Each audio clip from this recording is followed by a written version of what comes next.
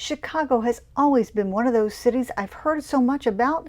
Deep dish pizza, historic ballparks, and that shimmering bean sculpture everyone takes a selfie with. On our first trip to the Windy City, we tried to pack in as much as we could, and let me tell you, it was worth every bite, step, and train ride.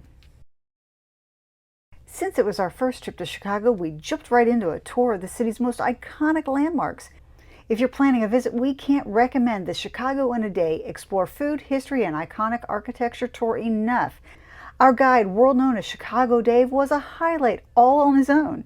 Not only did he know the city inside and out, but he shared fascinating stories, kept us laughing, and made the day fly by.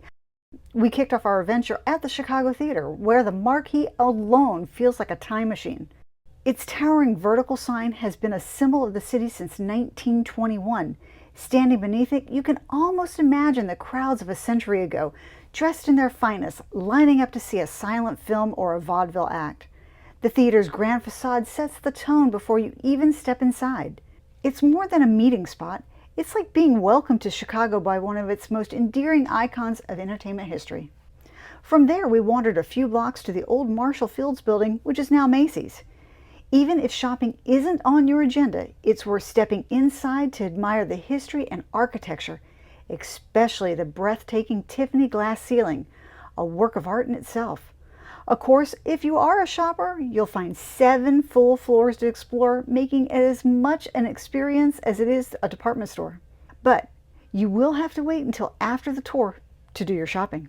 We then made our way to the Chicago Cultural Center, which originally served as the city's central public library until 1978, when it was transformed into a hub of arts and culture. Inside are 2 magnificent domes that will sure catch your eye, but the one that truly took my breath away was the world's largest Tiffany glass dome. Yes, that Tiffany. Absolutely stunning. It's easy to see why locals are so proud of this landmark. The dome spans 38 feet in diameter and is made up of over 30,000 individual pieces of glass. Standing beneath it, you can't help but marvel at the artistry and sheer scale. It's genuinely unforgettable.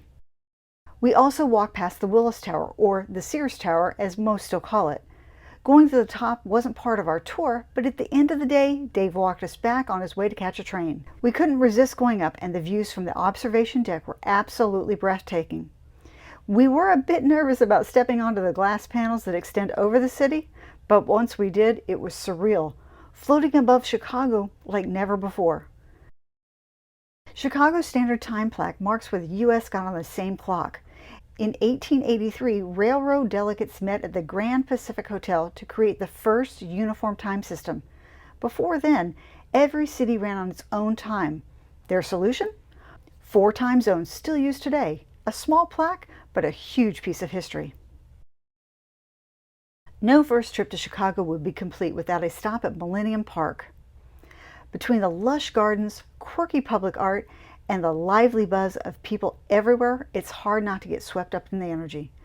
We wish we'd have caught some live entertainment at the amphitheater next time. But honestly, it was Cloudgate, aka The Bean, that stole the show. Sure, you've seen it in a million photos, but nothing compares you for standing there watching the skyline twist and ripple across its shiny surface. We couldn't help but grin like total tourists, snapping photos from every angle and marveling at how a giant reflective steel sculpture could make us feel like a kid.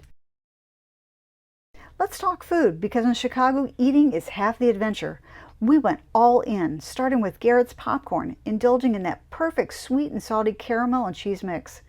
Next up was a Chicago-style hot dog, fully dragged through the garden with relish, peppers, onions, and absolutely no ketchup. We couldn't resist an Italian beef sandwich, juicy and glorious messy. And of course, we finished with the famous deep dish pizza, basically a towering cheese saucy mountain of comfort food that's worth every bite. One of the trip's absolute highlights was catching a Chicago Cubs game at Wrigley Field. Stepping into the stadium, hearing the crack of the bat, and joining thousands of fans in singing "Take Me Out to the Ball Game" felt like stepping straight into baseball history. Even if you're not a die-hard sports fan, the energy is completely contagious.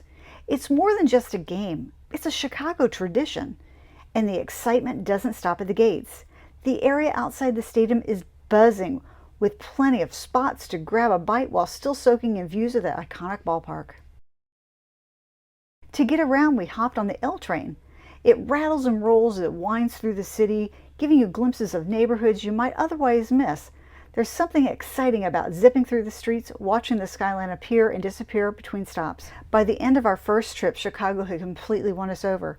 Between the historic theaters, dazzling glass domes, classic eats, and the unforgettable atmosphere of Wrigley Field, the city showed me why it's such a beloved destination. Chicago is bold, welcoming, and full of surprises. And if you're planning your first trip, come hungry, wear good walking shoes, and don't be afraid to cheer the Cubs. You'll fit right in. Don't forget to hit that subscribe button and notification bell for more fun cruise and travel videos. Bon voyage!